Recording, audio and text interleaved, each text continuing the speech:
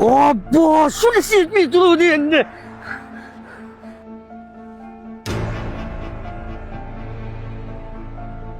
Ha aka, nima yordam? Xotinim radionga olib ketayotgandim. Aksiga olib balonim teshilib qoldi. Shunga nima qilishni bilmayapman. Bo'ldi aka, zapaskami beraman? Hozir 1 minut. Onasi, balonni almashtirib olguncha chidab tura olasanmi? Mayli, men faqat tezroq bo'ling adasi. Bo'ldi.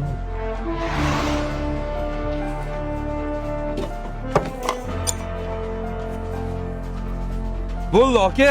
Rahmat. Adasi, bo'ldingizmi? Chidolmayman. Rahmat aka. Esalomon qutulib olsinlar.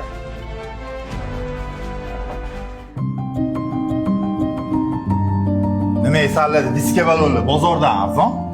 Yo, nima original emasmi? Xotir olinglar aka. Bizning avtoset do'konimizda diska balonlarning hammasi original va bozordan arzon. Buni sababi biz o'zimizni birinchi qo'l olib kiramiz.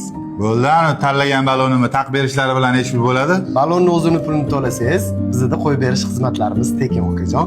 Kutib tursanglar bo'ldi.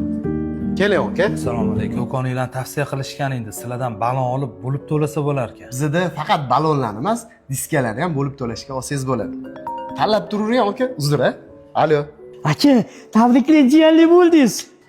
Tabriklayman. Umr bilan bergan bo'lsin. Pasport bilan plastikingizni bersangiz, 4 ta baloningizni taqib berishadi. Aka, yana bitta iltimos. Eskiroq bo'lsa ham bitta diska balon zapaskamga qo'shib bera olasizlarmi? Zapaska mashinaning o'zida bo'ladi-ku aka. To'g'ri, ertalab bir inson og'irroq vaziyatda edi. Shu odamga beraverdim. Tushunarli. Uzr, aka. Alo. Aytgandek aka, keliningizni ertalab radionga olib ketayotgandim. Yo'lda balonim teshilib qoldi. Bitta inson menga yordam qilib zapaskasini berib ketdi. Shu insonning nomerini olsam xayoldan ko'tarilibdi. Oqsariqdan kelgan sportivkadagi mashinasi Spark emasmidi?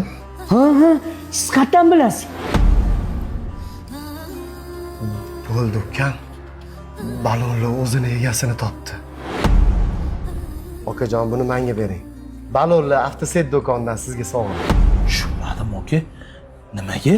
Ertalab siz yordam qilgan inson meni ukam edi. Yaxshilik javobsiz qolmaydi aka. Her şey bitermiş zamanla. İçinde kalmasın, söyle bilelim, bana layık soğuk ve dansa. Unuttum artık herkes gibisin.